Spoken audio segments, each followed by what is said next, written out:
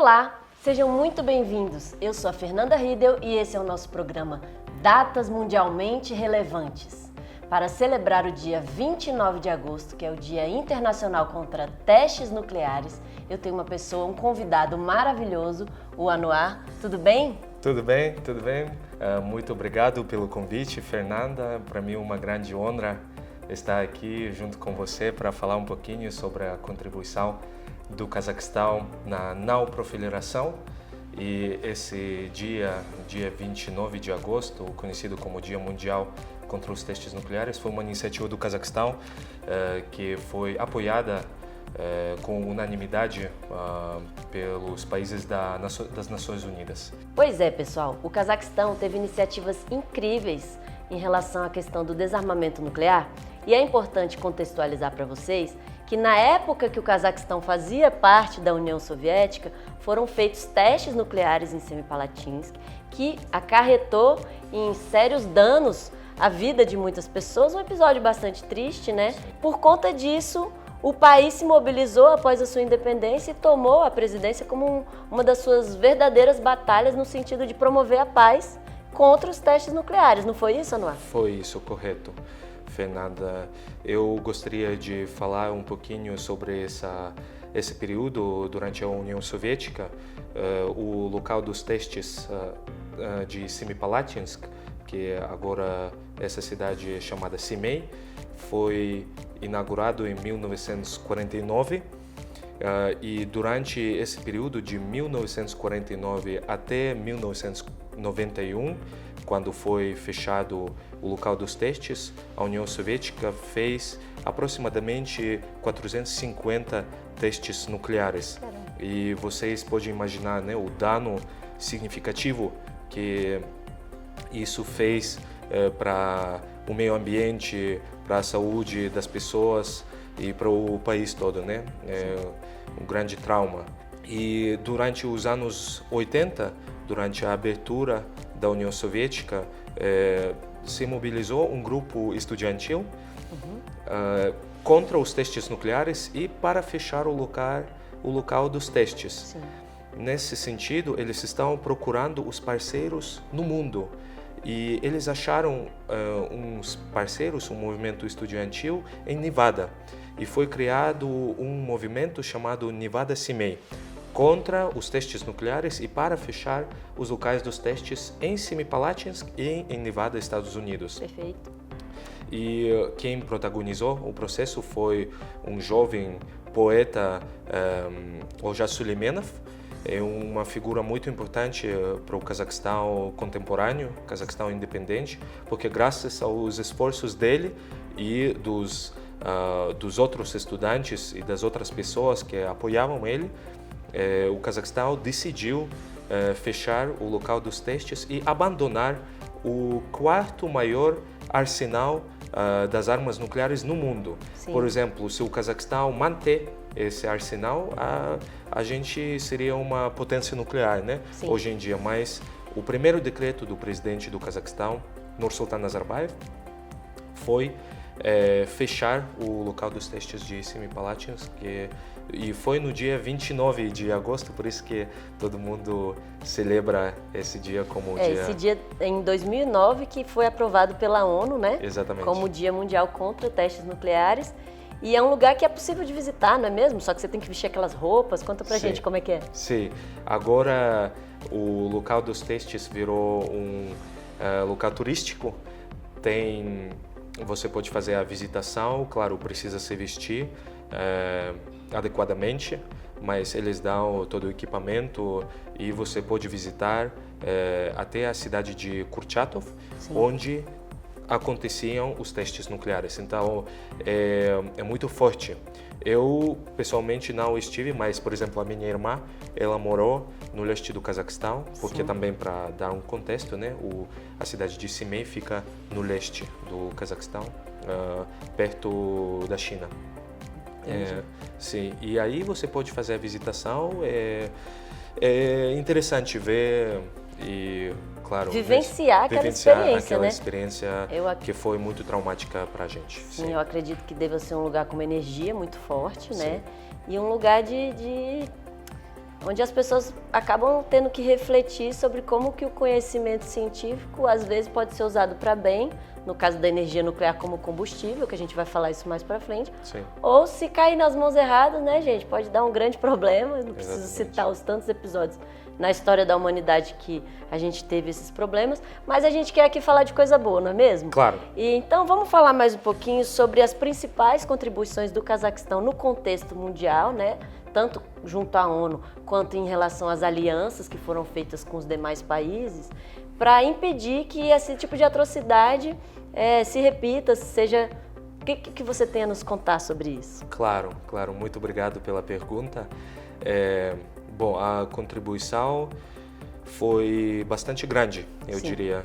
O meu país tem feito tem tomado várias ações para estreitar e fortalecer Esse compromisso, né, de não proliferação, sim. O compromisso Perfeito. com não proliferação de armas nucleares.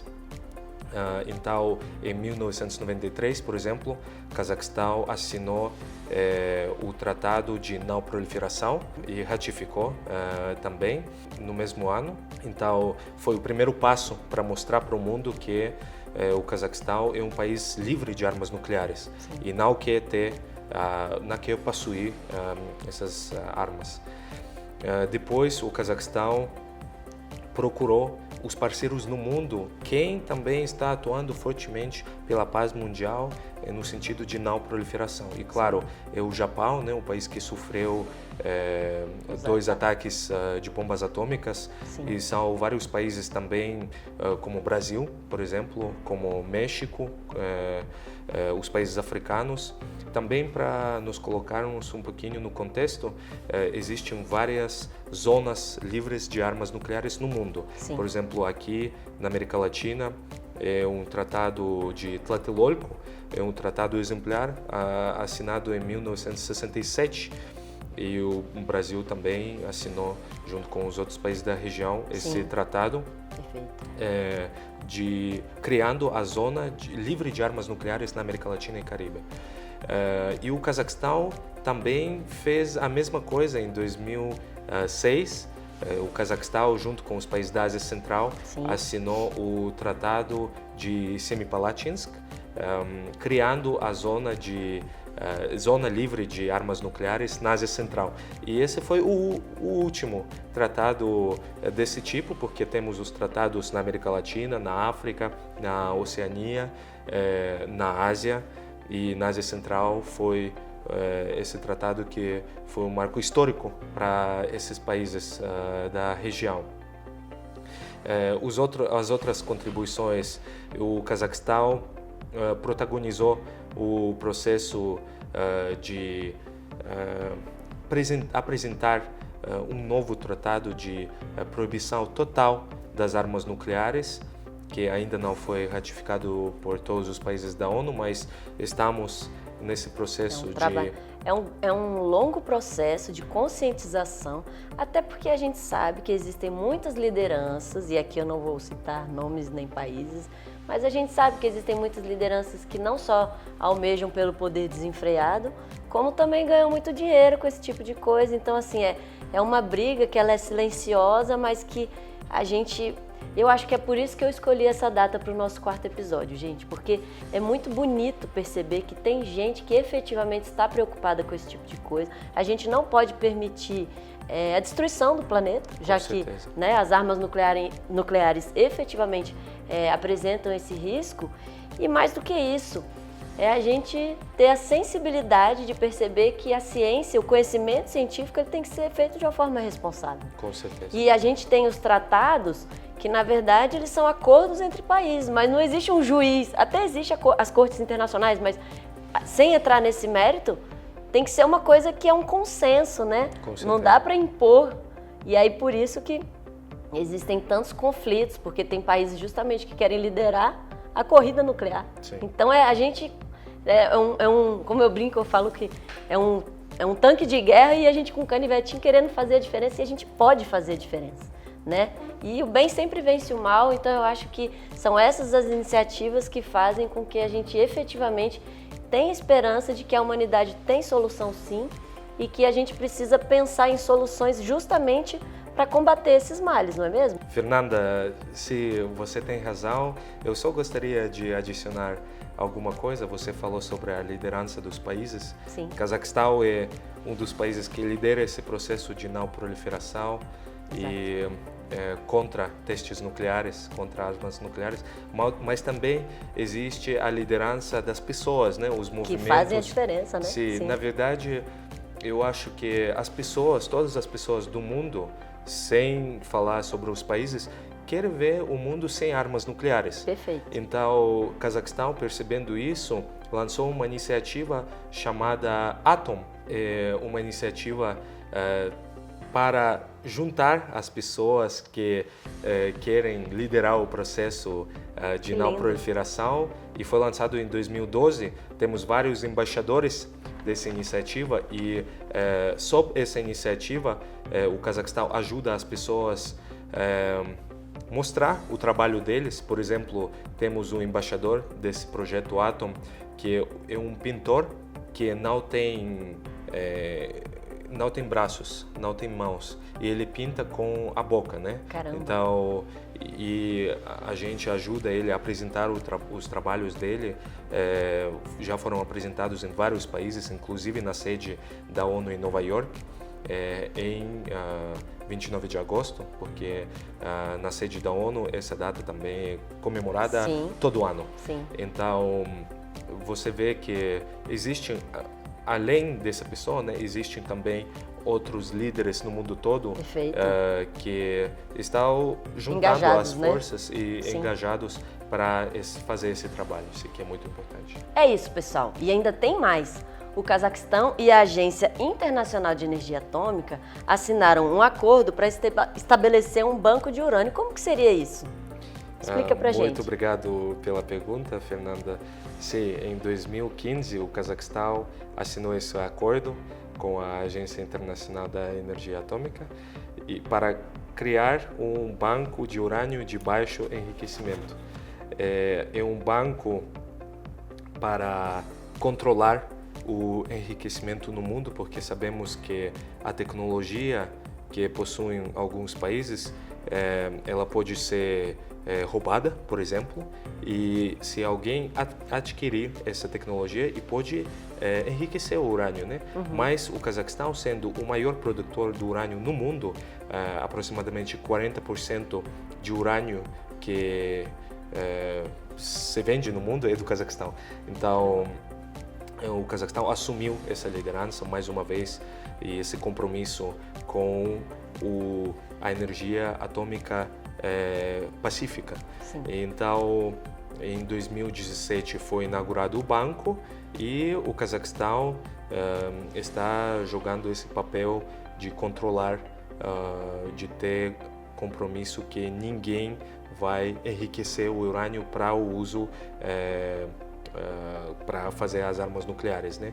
E claro, inclusive podem fiscalizar a ONU, nos outros países é uma coisa bem transparente nesse sentido, né? Exatamente. Diferentemente dos outros países que fazem isso em segredo. Exatamente. Lá é completamente aberto, né? Sim, é totalmente transparente e também foi o reconhecimento mundial que esse banco foi colocado no Cazaquistão, porque todo mundo sabe que o Cazaquistão tem esse papel muito importante enquanto a não proliferação e o uso pacífico da energia atômica.